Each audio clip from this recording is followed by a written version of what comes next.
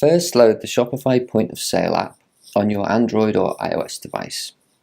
If you have staff pins set up, then enter your 4-digit PIN to identify yourself. This is a test store, so I didn't need to enter a PIN. Next, click Select Customer and search for the customer by name or email address to see if they're already on your system.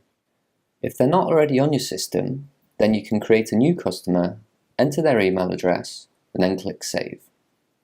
If you're doing a test, then enter an email address which you have access to, and then you can see the email which was sent at the end.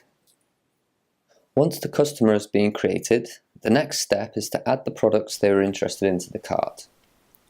You can do this by scanning the barcode or by using the search, clicking the product, and then selecting the correct variant if necessary.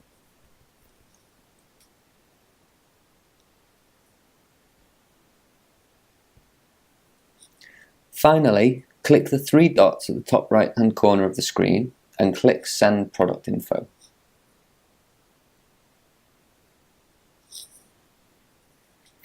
Once the Omnified Shopify POS App has loaded, click Send Product Information to send the product information to the customer.